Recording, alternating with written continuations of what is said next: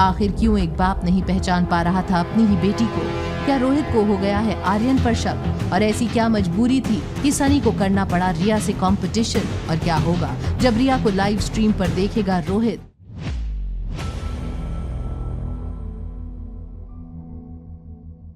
सनी किसी भी तरह गेम में रिया से आगे जाना चाहता था, इसलिए सनी ने अपनी लाइव स्ट्रीम की लिंक अपने फेसबुक अकाउंट पर पोस्ट कर दी। जब रोहित अपने लैपटॉप पर काम कर रहा था, उसकी स्क्रीन पर एक नोटिफिकेशन आया। उसने उस नोटिफिकेशन को खोलकर देखा तो उसके फेसबुक अकाउंट पर सनी, जो उसका फेसबुक फ्रेंड भी था, वो अपने दोस्तों को अपनी गेम में सपोर्ट करने की अपील करता हुआ नजर आया। रोहित को सनी की ये बात बिल्कुल पसंद नहीं थी कि वो अपनी गेमिंग की आदत को इस तरह पब्लिकली अनाउंस करे। रोहित ने सोच लिया था कि आज वो सनी को उसकी लाइव स्ट्रीम पर जाकर ऐसा सबक सिखाएगा कि गेमिंग का भूत उसके सर से हमेशा के लिए उतर जाएगा। रोहित ने लिंक पर क्लिक किया। जैसे ही लिंक ओपन हुई, रोहित की लैपटॉप स्क्रीन पर सनी और रिया की गेम स्ट्रीम होने लगी। मैंने कहा था ना, मुझे बस गेम पर थोड़ा सा वक्त गुजारना होता है, उसकी बात चाहे सामने कोई भी हो, जीत पक्का मेरी होगी। लैपटॉप से आती हुई आवाज सुनकर रोहित हैरान हो गया। रोहित ने जैसे ही रिया की आईडी पर क्लिक किया, उसने देखा कि डिस्प्ले पिक्चर में एक नन्ही सी परी का फोटो था और कई सारे गेमिंग सिंबल्स थे। रोहित को ये महसूस हो रहा था, काश मेरी भी एक बिल्कुल ऐसी ही बेटी होती। ये सोचते हुए रोहित ने अचानक सनी के लिए खरीदे हुए सारे टोकन रिया को दे दिए। देखो फैन नानू, मुझे और किसी ने भी बहुत सारे टोकन भेजे हैं। I am getting famous I think. कौन है ये जिसे कोई काम नहीं और बच्चों की गेम्स खेलकर अपना टाइम पास कर रहा है? जैसे ही उसने रिया की फैन लिस्ट पर क्लिक किया, उसने देखा रिया के टॉप फैंस में सबसे पहला नाम रोहित मारवा का था।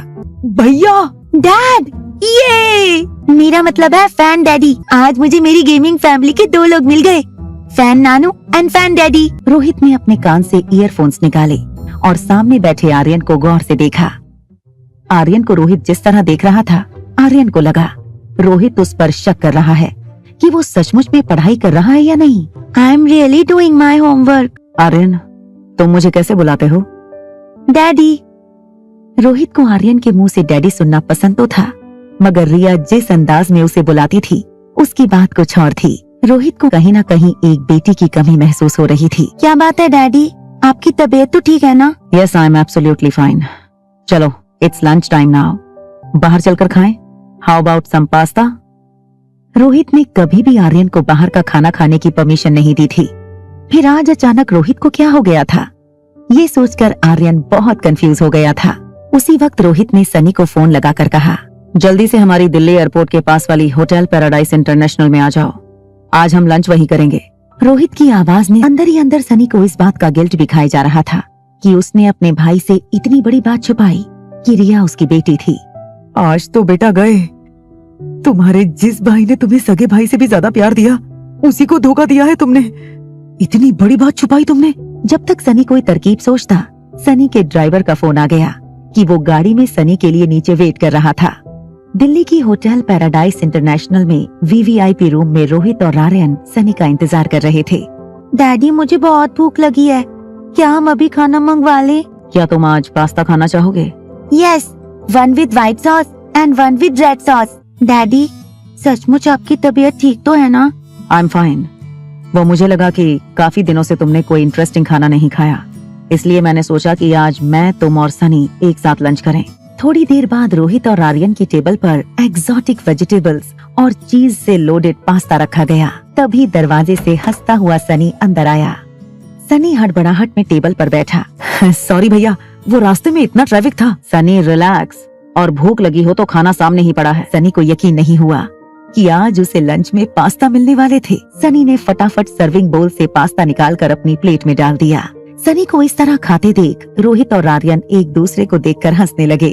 सनी, तुमने अपने फ्यूचर के बारे में क्या सोचा है? क्या जिंदगी भर तुम गेम ही खेलते रहोगे? मैं एक प्रोफेशनल गेमर बनना चाहता हूँ, मगर एक गेमिंग प्लेटफॉर्म खड़ा करने के लिए मुझे कुछ इन्वेस्टमेंट की जरूरत थी, उसी की वेट कर रहा हूँ। एक बार वो मिल जाए तो बस मेरी लाइफ सेट। क्या 25 करोड़ में ये तुम्हारा प्लेटफॉर्म खड़ा हो जाएगा? अगर हो सकता है तो फिर वो 25 करोड़ मैं तुम्हें देने के लिए तैयार हूँ। क्या तुम्हें इस बिजनेस के बारे में कोई नॉलेज है? हाँ भैया, मैंने काफी रिसर्च किया है और मैंने गेमिंग भी सीखी है अपने गुरु से। और कौन है तुम्हारा गुरु? आपकी बेटी। क्या रोहित को पता चल जाएगी रिया की सच्चाई?